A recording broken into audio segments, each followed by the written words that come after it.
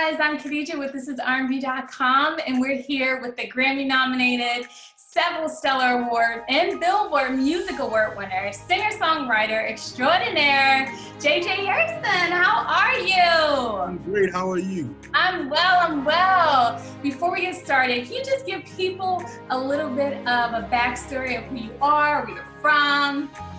Cool. So I'm JJ Hairston. I'm originally from Brooklyn, New York. Hey! Hey, Brooklyn, Bed-Stuy, yeah. So I moved to Bridgeport, Connecticut when I was a young teenager, and I lived there for most of my life. That's where I kind of realized who I was when it came to music. Started to sing gospel music there, started directing the church choir and the high school choir. Got married very young, got separated, had a whole bunch of craziness happen in my marriage, and we got back together and we have 3 awesome children, and we've been making music for over 20 years. That's me. Beautiful story. So have you, with all of your writing, you say you've been through a lot of trials and tribulations, but in the end, it's a beautiful outcome. Yeah. Has any secular music inspired some of your songwriting or R&B inspirations for your gospel songs? Oh, absolutely. So the way I got my wife to be my girlfriend was I gave her a cassette tape. That's kind of aging me, but I gave her a cassette tape of Babyface, and I told her to listen to the song Given a Chance. And then I asked her to be my girlfriend after that. There's no way she could resist that. Of course not. Who can resist Babyface? I mean, exactly. So the funny thing is, for our 20th year anniversary, I found Babyface in concert. So we went to see him in concert, and I was trying to get a set up a meet. That would have been like killing it. Exactly, but he at least sung Given a Chance that night, and it was really special for us. Oh, that must have been a truly magical moment. Absolutely. Definitely. So you mentioned your wife, Trina, and you guys had a radio program.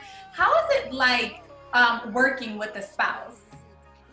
Wow. So this year has been crazy because we've been doing a lot of work together. We work together for church, work together with music, because she actually is my radio promoter. It's been a challenge.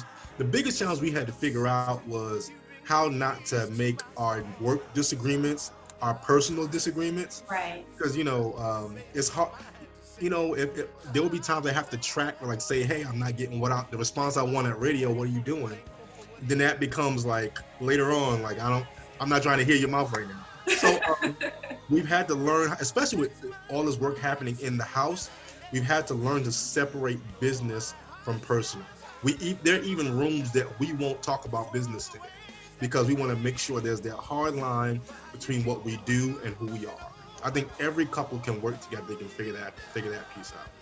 Yeah, that's really important, especially with the quarantine and everyone just kind of on top of each other and working for sure.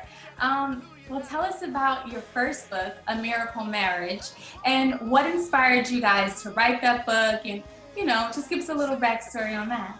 Yeah, so the book, A Miracle Marriage, is not really our story, but it's kind of like giving wisdom from our story. So we got married when we were literally, she was 18, I was 18 going on 19, I was 20 years old. We didn't know what marriage meant. We didn't know what it was supposed to look like. Neither one of us went through counseling. As a matter of fact, we snuck off and got married. Nobody even knew. We went to the Justice of the Peace and got married. So of course, because we didn't understand the requirements of marriage, a couple of years in, we were separated, getting divorced. And then, we decided to stick it out and get back together. And everything about us has changed since then. So what we wanted to do is kind of share some wisdom from what we've gone through, because it wasn't like this magical thing happened and all of a sudden life is normal. We had to take some steps to get things back together. And what we did in this book, A Miracle Marriage, is shared those steps. Because really, even though our marriage was a miracle, you have to partner in that miracle. If you think about anything in the Bible where there was a miracle, there was a responsibility of the person who received the miracle to do something. So what this book is telling everybody is what we did as a part of our miracle. Wow. Like a real inspiration and, counseling, helping people. Yeah. It's like a counseling book, yeah. Yeah. So tell us about, your sophomore book, Not Holding Back. What can the readers expect from that one? So we're really excited about it because it'll be released in January. And what it's talking about is now going all in whatever you're trying to do. I think what many of us have done in 2020 is reserve some of our energy and our effort because, a lot of failed attempts have happened. And even more so than that, we don't know what the next month will hold. I mean, Right. when will the quarantine end? What does this vaccine mean? All these different questions that people have. So they've been a little bit reserved from going all in. But what we're saying is you only live once. So go all in, go hard. And there are different steps we're talking about, like embrace partnership. You don't have to do it by yourself. You have to believe in yourself more than you believe what people say about you. Because these are things that have made us hold back. These are things that have made us be reserved. So what we're trying to do is tell you some quick things that will encourage you to go all in after what you dream about. Yeah, it's definitely important to have a message of self, I lost my train of thought, but self-confidence, because that's essentially what it is. Like you said, so many other people have put their influences on you. Right. And it makes you hold back. So it's definitely, I would say, worth picking up the book when it comes out, because we all need that. Because, even if you were like feeling so confident before quarantine hit, like everything just shut everything down. So you definitely need to pick me up. So everyone should definitely look out for Not Holding Back. And let's just talk about your new album. We had the pleasure at ThisIsRnB.com to get an advanced link, and I just have to say that it is like a true masterpiece of hope, healing, total inspiration, and it is definitely something that is needed. Yeah, in this world, in the pandemic that we're living in right now. I thoroughly enjoyed all 12 tracks. However, I do have a few that are my favorite. Track one, you are Lord of all. Yeah. God is mighty. Wow. And You're Gonna Live. Okay, I just have to tell you, that song is it. I mean, all of them are. They all gives you different feelings, and definitely you feel good, you feel inspired, like I said, from it. But that song, like, I have two boys and they're young and they were dancing, going crazy. Wow, one is playing over, they're like, play it again. I'm like, okay. And being as though we can't really go to church, right. I feel like this album, and in particular, that song gives us church at home. So they were like going crazy. I'm like, all right, I love this. I'm gonna have to let them know that you guys are feeling it. So what would you say is your favorite song off the album?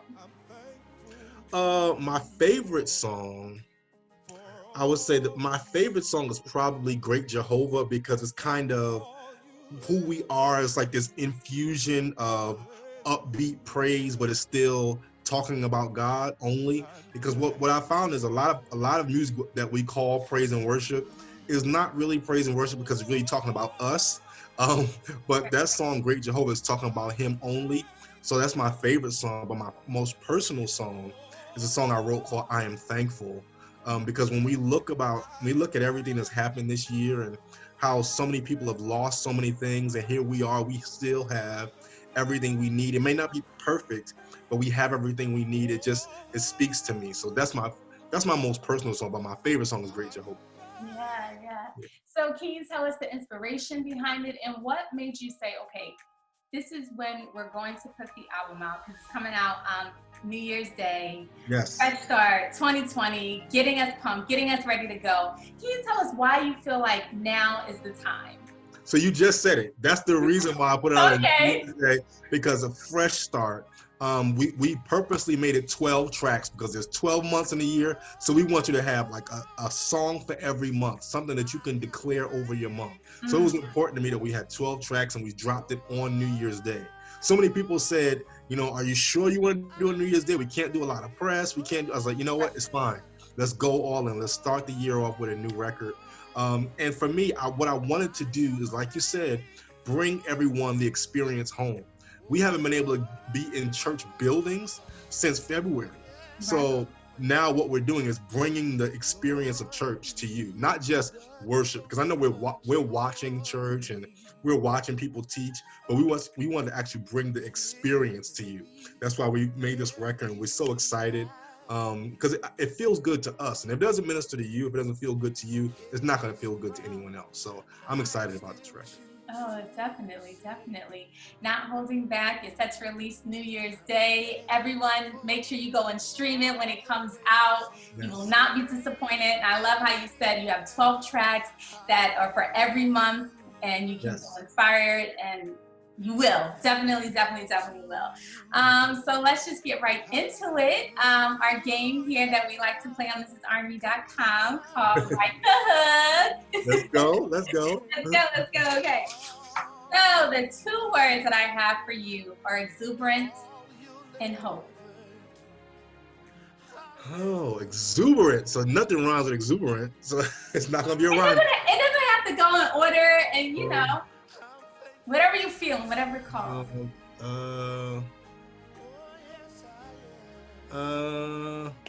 Exuberant. When I feel like I'm at the end of my rope, I have an exuberant feeling that there is hope. I feel like I'm at the end of my rope. I have an exuberant feeling that there is hope. That's all I got. God pulled it straight through you. That was beautiful. Thank you so much for that. If that ends up on your next album, let's go. I'll make sure I shout out This R&B. ThisIsRnB.com, definitely. But before we go, JJ, it's been an absolute pleasure. Could you just tell the people where they can find you, all of your social media? Absolutely. I'm all over social media. On Instagram, I'm at JJ Hairston. Twitter, JJ_Hairston. Facebook is Youthful Praise. I got a website, jjhairston.com. I'm even trying TikTok, so it's at JJ Hairston. I don't have nothing up there but a few videos and pictures. And I even got on Clubhouse.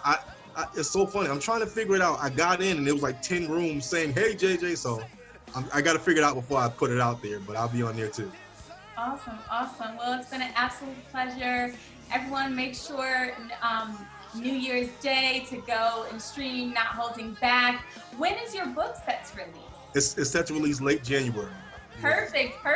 So Not Holding Back all through the month of January. JJ, it's been an absolute pleasure. And we'll see you guys next time on ThisIsRnB.com. Thank you.